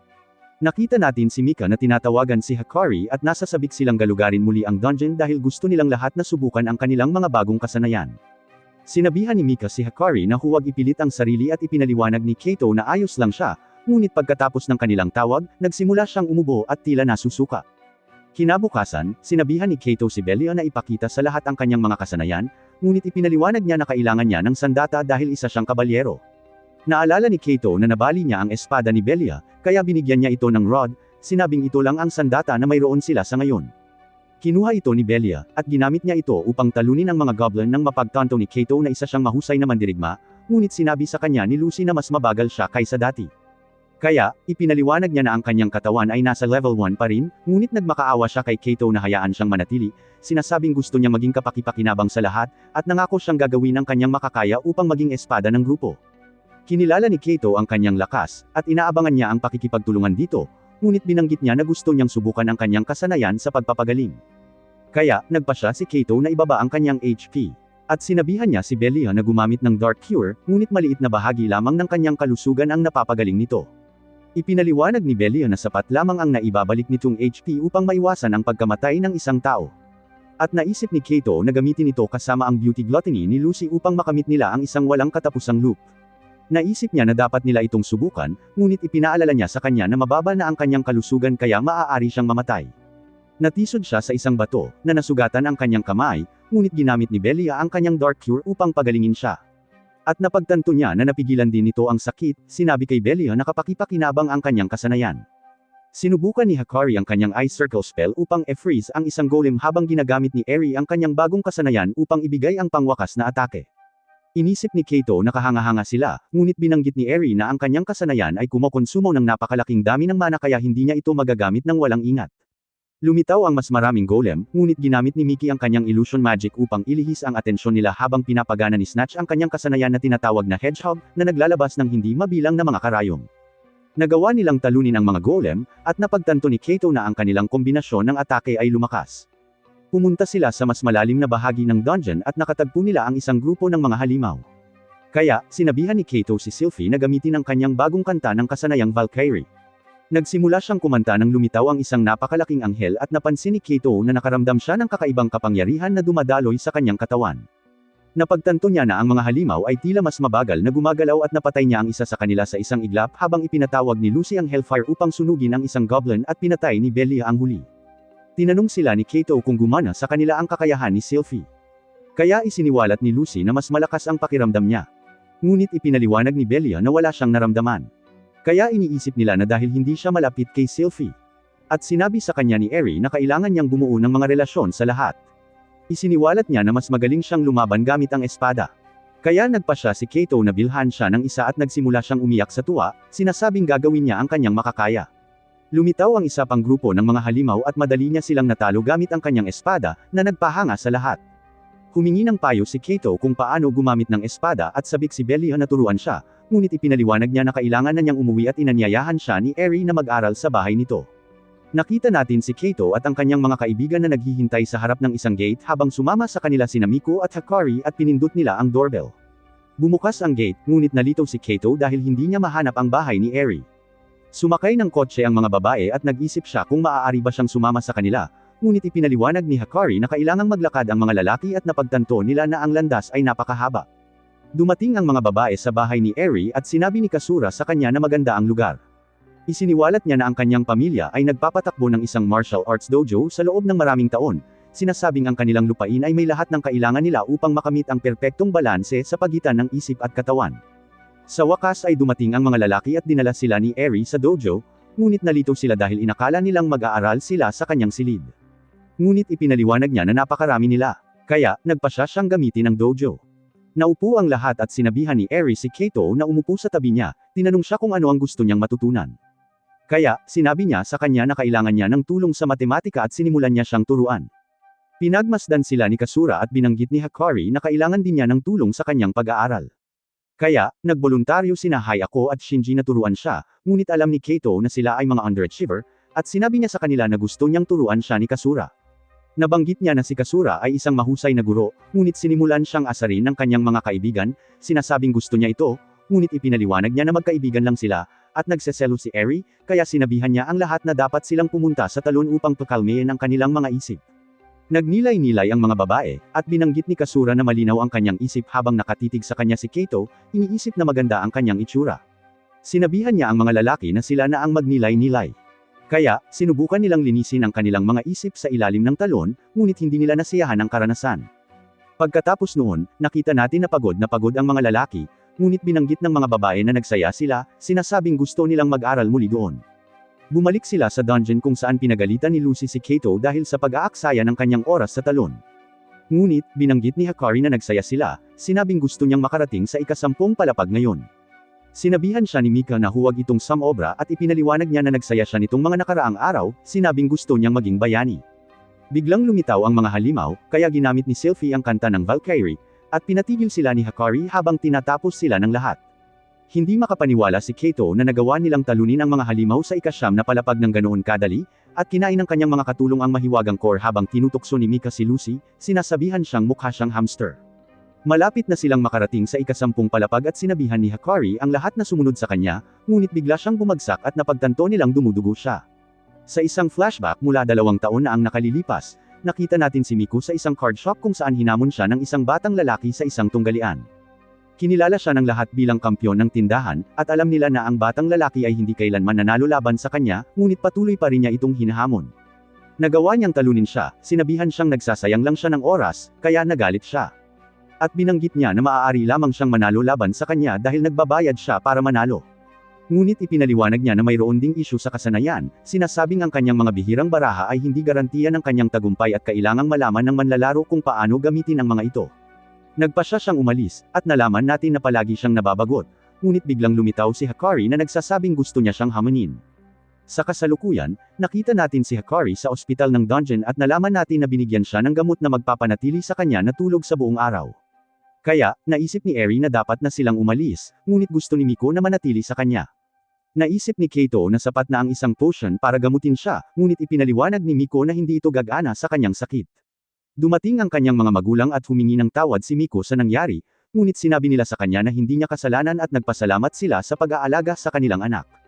Nakilala nila sina Kato at Eri nang ibunyag nila na ikinukwento sila ni Hakari, na sinasabing nasiyahan siyang pumunta sa parke dahil sa kanila. Nang marinig ito, biglang tumakbo palayo si Mika. Kaya, humingi ng paumanhin sina Kaito at Eri at hinabol nila siya. Sinabi niya sa kanila na palaging nakangiti si Hikari at naalala niya ang sandaling hinamon siya ni Hikari sa isang tunggalian. Napagtanto niya na magkapareho ang kanilang mga baraha, nagtataka kung paano nagawang kopyahin ni Hikari ang kanyang deck dahil mahal ang nagastos niya para mabili ang mga baraha. Ngunit napansin niya na ang kanyang deck ay hindi angkop sa estilo ng paglalaro ni Hikari dahil hindi siya agresibo at nagawa ni Mika na makamit ang tagumpay. Tinanong niya si Hikari kung bakit hindi siya gumawa ng deck na angkop sa kanyang estilo ng paglalaro, ngunit isiniwalat niya na kinopya niya ang kanyang deck dahil mahal niya ito. Nagpasya si Mika na tulungan siyang bumuo ng perpektong deck at sila ay naging matalik na magkaibigan nang mapagtanto ni Mika na hindi na siya nababagot dahil sa kanya. Nagpasya silang sumali sa isang pambansang paligsahan bilang isang pares at sila ay kinoronahan bilang mga kampyon. Ngunit habang ginagawa ang paggawad ng parangal, biglang bumagsak si Hikari. Kaya dinala siya ni Mika sa ospital kung saan siya ay na-admit sa intensive care unit at dumating ang kanyang mga magulang, sinabi kay Miko na dapat ay sinabi nila sa kanya ang tungkol sa sakit ni Hikari. Bumalik tayo sa kasalukuyan habang tinatanong ni Kaito si Miko tungkol sa sakit ni Hikari, ngunit natahimik siya at napagtanto ni Eri na ayaw niyang sabihin sa kanila, ngunit dumating ang ama ni Hikari at isiniwalat nito na dumaranas siya ng isang sakit na walang lunas na nagiging sanhi ng paghina ng kanyang mga organo sa paglipas ng panahon. Nabanggit niya na maaari siyang mamatay kung siya ay muling mahimatay. Ngunit nagtataka si Eri kung bakit siya palaging puno ng enerhiya. Kaya ipinaliwanag ni Miko na ito ay dahil sa gamot na pumipigil sa kanyang mga sintomas. At binanggit niya na ang kanyang mga estatistika ay tumataas tuwing papasok sila sa dungeon. Kaya napagtanto ng ama ni Hikari na ginalugad niya ang dungeon, ngunit hindi niya ito pinansin dahil alam niyang gusto nitong gawin ito. Nagtataka si Kaito kung bakit siya pumupunta sa dungeon. Kaya sinabi ni Mika sa kanya na ito ay dahil sa isang himala na gamot na kilala bilang elixir na may kakayahang magpagaling ng lahat ng karamdaman. Sa isa pang flashback, nakita natin si Miku sa card shop habang hinahanap niya ang elixir at napagtanto niya na ito ay isang napakabihirang bagay na matatagpuan sa dungeon. Ngunit biglang sumulpot si Hikari dahil alam niyang plano niyang hanapin ang elixir at gusto siyang samahan ni Hikari, ngunit ipinaliwanag niya na mapanganib ang dungeon. Kaya gusto niyang manatili si Hikari. Tumungo sila sa labas at ipinaliwanag ni Hikari na gusto niyang hanapin ang elixir dahil makakatulong ito sa pagpapaunlad ng pananaliksik at pagliligtas ng hindi mabilang na buhay. Ayaw niyang gawin ito ni Miko ng mag-isa at napagtanto niya na nakapagdesisyon na si Hikari. Kaya, nagpasya siyang hayaan siyang sumama, sinabing hahanapin nila ng magkasama ang elixir at binanggit ni Hikari na gusto niyang maging bayani para sa mga taong may sakit. Sa kasalukuyan, nagpasalamat ang ama ni Hikari kay Miko sa pagdadala sa kanyang anak na babae sa dungeon, at ipinaliwanag niya na iyon lang ang magagawa niya ngayon. Nang mapagtanto ni Kaito na pamilyar ang kanyang linya, nagpasya sina Eri at Kaito na tulungan siyang mahanap ang elixir, sa pag-iisip na mahahanap nila ito sa mas mababang palapag. Kaya, nagpasya silang tumungo pa sa mas malalim na bahagi ng dungeon. Kinabukasan, tumungo sila sa ika-10 palapag kung saan nakita nila ang isang grupo ng mga halimaw na papalapit. Kaya, ginamit ni Sylphie ang awit ng Valkyrie, at inutusan ni Kaito ang lahat na kumalat habang pinapatay nila ang mga halimaw. Isa-isa, binanggit ni Belia na hindi nila inihulog ang elixir, ngunit naisip ni Mika na kailangan lang nilang patuloy na mag-grind dahil napakabihira nito. Biglang lumitaw ang isang sandworm at pinigilan nito si Kaito. Kaya, ginamit ni Mika ang kanyang mahika ng ilusyon, dahilan para mapalaya siya nito habang sumusugod si Belia, hiniwa ito sa mga piraso. Bumalik sila sa ospital kung saan nila ikinwento kay Hikari ang tungkol sa kanilang pakikipagsapalaran, at binanggit niya na gusto niyang bumalik sa dungeon dahil gusto niyang tulungan silang talunin ang mga halimaw. Aalis na sana sina Miko at Eri nang sabihin ni Eri kay Kaito na gusto niyang maging isang bayani na maaaring protektahan si Hikari, sinasabing iyon lang ang magagawa niya ngayon. At bigla siyang may naalala habang iniisip niya kung saan niya narinig ang linya noon. Nakatanggap siya ng tawag mula kay Kasura na nagtanong sa kanya tungkol kay Hikari at naisip niyang magsinungaling dito. Ngunit bigla niyang naalala na narinig niya ang linya mula kay Kapitan Katsuragi na nagsabi kay Kasura na ginalugad niya ang dungeon dahil gusto niyang maging bayani ng lahat, sinasabing iyon lang ang kaya niyang gawin ngayon. Tinapos ni Kaito ang tawag at bumalik siya sa dungeon sa pag-iisip na may oras pa bago ito magsara. Nakarating siya sa ika-10 palapag kasama ang kanyang mga katulong kung saan nila nakasalubong ang isang higanteng halimaw at nagpasya si Kaito na harapin ito dahil gusto niyang maging bayani tulad ni Katsuragi. Isang gabi, nakita ni Kasura si Kaito na naglalakad pa uwi at tila pagod na pagod ito. Kaya, nag-alala siya. Tinanong siya ng kanyang ina kung bakit palagi siyang umuwi ng late, iniisip na abala siya sa kanyang trabaho, ngunit tiniyak niya sa kanya na hindi siya magtatrabaho ng masyadong mahirap. Kinabukasan, naabala ni Kaito ang klase dahil huli na siyang dumating, at sinabihan siya ng kanyang guro na maging mas nasa oras. Pagkatapos ng klase, tinanong ni Haya at Shinji si Kasura kung bibisitahin niya si Hikari, ngunit sinabi niya sa kanila na hindi. At nakita natin na natutulog pa rin si Kaito. Inisip nila kung ayos lang ba siya. Kaya, ipinaliwanag niya na pagod lang siya, at binanggit niya na kailangan niyang bumalik sa dungeon dahil kailangan niyang hanapin ang elixir. Tumungo sina Hayako at Shinji sa ospital kung saan naglalaro ng baraha si Hayako kasama si Hakari, ngunit napagtanto niya na hindi niya ito matatalo. Isiniwalat niya na palaging nagpapadala sa kanya ng mensahe si Kasura, ngunit nagtataka siya kung bakit hindi siya binibisita ni Kasura, iniisip na dahil ito sa nangyari kay Kapitan Katsuragi. Iniisip niya na kamag-anak siya ni Kasura dahil nabasa niya ang isang libro tungkol sa kasaysayan ng mga dungeon at napagtanto niya na pareho sila ng apelyido at magkamukha pa nga ang kanilang mga mata.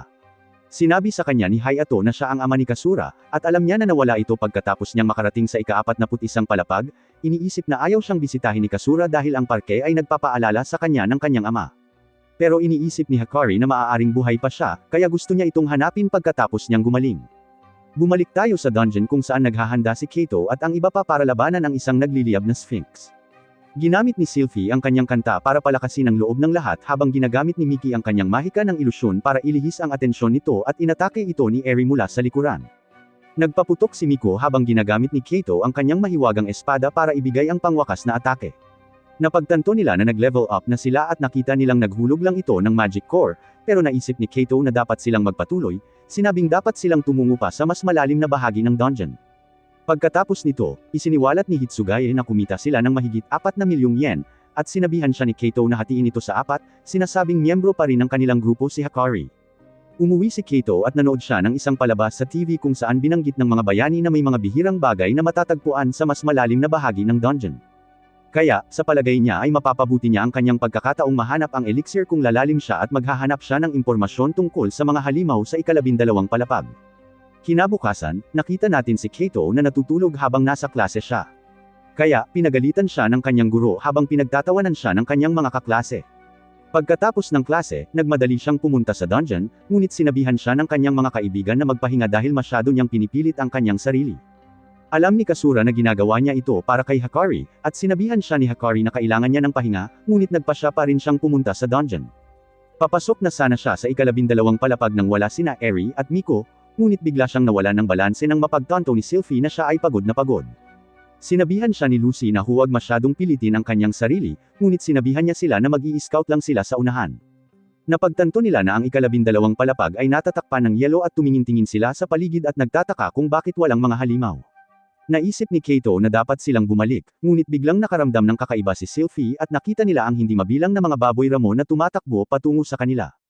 Gumawa siya ng harang upang protektahan ang lahat at nagsimula silang tumakbo palayo, ngunit napagtanto nila na nahuhuli na sila ng mga baboy ramo. Kaya, wala silang ibang pagpipilian kundi lumaban. Ginamit niya ang kanyang kanta para palakasin ang lahat at pinasabog ni Lucy ang mga halimaw gamit ang kanyang impyernong apoy, ngunit sumugod sila rito. Kaya nagsimulang lumaban sina Belia at Kato habang ipinatawag ni Sylphie ang kanyang banal na kidlat. Nakapatay sila ng ilang halimaw at nag-level up sina Lucy at Sylphie, ngunit nawalan muli ng balanse si Kato at nataman siya. Na-overwhelm siya ng mga baboy ramo at malapit nang maging zero ang kanyang kalusugan, ngunit iniligtas siya ni Belia at binanggit ni Sylphie na nakakuha sila ni Lucy ng mga bagong kasanayan nang mag-level up sila. Nagsimula silang gumamit ng kanilang mga spell habang sumusugod ang mga halimaw, ngunit sabay nilang pinakawalan ng kanilang mga kapangyarihan, na nagdulot ng isang napakalaking pagsabog. Napagtanto ni Belia na walang malay si Kato, kaya pinagaling niya ito, ngunit hindi pa ito nagigising. Nakakita si Sylphie ng mga potion sa kanyang bag, kaya kumuha siya ng isa sa mga ito, sinusubukang ipainom ito sa kanya, ngunit hindi ito gumana, kaya ginamit niya ang kanyang bibig para itulak ito sa katawan niya.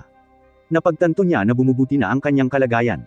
Kaya ginawa rin ito ni Lucy at nagpalitan sila sa paghalik sa kanya, sinabihan siyang gumising. Nagkamalay siya at nagpasalamat sa kanyang mga katulong sa pagliligtas sa kanya, ngunit bigla siyang nawalan ng malay. Nakita natin siya sa ospital kung saan tiningnan siya ng isang doktor habang dumating sina Eri at Miko at tinanong si Hitsugaye kung ano ang nangyari sa kanya. Kaya isiniwalat niya na nakaranas siya ng stampede at ipinaliwanag ng doktor na gumaling na ang kanyang mga sugat dahil sa potion, ngunit sinabihan pa rin niya itong magpahinga. Tinanong ni Miko si Kato kung ayos lang siya. Kaya, isiniwalat niya na natatakot siya at umalis sila ng ospital nang tanungin siya ni Eri kung gusto niya itong ihatid pa uwi, ngunit ipinaliwanag niya na magiging maayos din siya at tumakas siya. Habang nagtataka sina Eri at Miko kung ano ang problema niya, nakita natin siyang sinunog ang kanyang mga magasin tungkol sa dungeon at isang artikulo tungkol kay Kapitan Katsuragi. Pinuntahan niya si Kasura, sinabi sa kanya na sa wakas ay naiintindihan na niya ang nararamdaman nito dahil akala niya ay mamamatay talaga siya sa dungeon. Napagtanto kung gaano siya palaging nag-aalala para sa kanya, binanggit niya na ang ama nito ang kanyang bayani at noong nawala siya, may mga taong pumupuna sa kanya at ang tanging nagawa niya ay panuurin ito. Kaya, napagpasyahan niyang patunayan niyang mali ang mga napupuot sa kanya at gagawin ang hindi kayang gawin ni Katsuragi. Ang galugari ng dungeon at maging bayani, hindi para sa kanyang sarili, kundi para patunayan na si Katsuragi ay isang bayani para sa kapakanan ni Kasura. Ngunit humingi siya ng tawad, sinabing natatakot siyang magpatuloy. Natuwa si Kasura na ginawa niya ito para sa kanya noong una, ngunit binanggit niya na ginagawa niya ito ngayon para sa kapakanan ni Hikari. Naalala niya ang sinabi sa kanya ng kanyang ama tungkol sa kung ano ang ibig sabihin ng pagiging isang bayani, na sinasabing ito ay isang taong naglilingkod at nagpoprotekta at isang taong nagsasakripisyo ng kanilang sarili para sa kapakanan ng iba. Kaya, sinabi niya kay Kaito na siya na ang kanyang bayani at iniisip na ganoon din ang nararamdaman ni Hikari. Nabanggit niya na kahit nag-aalala siya para sa kanya kapag nagpupunta ito sa dungeon, sa palagay niya ay pagsisisihan nito kung titigil siya ngayon. Kaya, sinabihan niya itong bumalik. Pero hindi sigurado si Kaito dahil wala siyang ideya kung paano magda-drop ang elixir. Iniisip niya kung mayroon nga ba ito, ngunit sinabi sa kanya ni Kasura na ang magagawa niya lang ay kung ano ang kaya niya, at bigla siyang binigyan nito ng ideya. Naghanda siyang bumalik sa dungeon, ngunit pananggakwan siya nito na babalik siya. Nakita ni Kaito ang iba pa sa dungeon, at sinabi niya sa kanila na mag-farm sila ng mga slime sa unang palapag. Nabanggit niya na tila naaakit siya sa mga bagay-bagay, kaya naisip niya na ang pag-farm ng slime ang pinakamabilis na paraan para makuha ang elixir. Nabanggit ni Mika na ang mga bihirang bagay ay mula sa mas malalim na palapag, ngunit ipinaalala sa kanya ni Eri na natagpuan ni Kaito sina Sylphie at Lucy sa unang palapag. Kaya, sinimulan nilang lahat ang pag-farm ng mga slime, at maging sina Hayako at Shinji ay sumali habang nakatuon silang lahat sa pagliligtas kay Hikari. Nagpahinga sila pagkaraan ng ilang sandali, ngunit nawalan sila ng pag-asa dahil wala pa silang nakuhang anumang bihirang bagay. Biglang binati sila ni Shinji ng maligayang Pasko at naisip ni Hayako kung dadalan ba sila ni Santa ng elixir. Nagmungkahi si Kaito na magdaos ng Christmas party, iniisip na dapat din silang magdiwang kasama si Hikari, at napagpasyahan ni Mika na hindi siya maaaring sumuko. Ngunit biglang may napansin si Sylphie na presensya, sinasabing ito ay isang bagay na hindi pa niya naramdaman noon. Kaya, pinuntahan nila ito upang tingnan, at nakakita sila ng isang rainbow slime. Sinabi sa kanila ni Kaito na hindi nila ito maaaring hayaang makatakas, kaya pinalibutan nila ito sa lahat ng panig. Inatake ito ni Sylphie at Lucy gamit ang kanilang mga spell, ngunit hindi ito sapat at sinubukan ng slime na makatakas, ngunit pinigilan ito ng lahat sa pagtakas, at lahat sila ay lumapit, inatake ito ng sama-sama, at nagawa nilang talunin ito. Nakita natin sina Eri at Mika na inilalabas si Hikari sa ospital habang hinahabol sila ng doktor. Ngunit nagpasya ang mga magulang ni Hikari na magtiwala sa kanila. Nakipagkita sila sa iba, at sinabi ni Mika kay Hikari na may gusto silang ipakita sa kanya, na isiniwalat na nakakuha sila ng servant card mula sa Rainbow Slime. Isiniwalat ni Lucy na ito ay para sa diwatang Reyna na si Tatanya na isang healing type na servant. Kaya sa tingin nila ay maaaring mapagaling niya ito. Nagtaka si Hikari kung sigurado sila ngunit sinabihan nila siyang ipatawag ito. Kaya kinuha niya ang card at tinawag ang kanyang servant. Nagpakilala si Tatanya at sinabi ni Kaito na may sakit ang kanyang master ngunit binanggit niya na level 1 pa lang siya kaya hindi niya lubusang mapapagaling si Hikari. Nag-alala ang iba, ngunit napansin ni Eri na sinabi niyang hindi niya lubusang mapapagaling si Hikari, na nangangahulugang maaari pa rin niya itong bahagyang mapagaling. Kaya, sinabihan nila siyang gawin ito, at pinagana niya ang kanyang mga kapangyarihan. Habang nagsisimulang magningning si Hikari, nagtaka si Mika kung gumana ito, at nakabangon si Hikari sa kama, sinasabing maganda ang kanyang pakiramdam. Mabilis siyang niyakap ni Mika, at tinawag siyang bayani, sinasabi sa kanilang lahat na sila ay mga bayani. Ikinwento ni Kaito kay Kasura ang lahat ng nangyari, ngunit binanggit na ang paggaling ni Tatanya ay tatagal lamang ng halos 1 taon, kaya kailangan nilang tulungan siyang mag-level up o mahanap ang elixir upang lubos nilang mapagaling si Hikari. Alam ni Kasura na nangangahulugan ito na kakailanganin niyang patuloy na pumunta sa dungeon, ngunit sinabihan lang siya ni Kasura na tandaan ang kanilang pangako, sinasabihan siyang bumalik ng ligtas.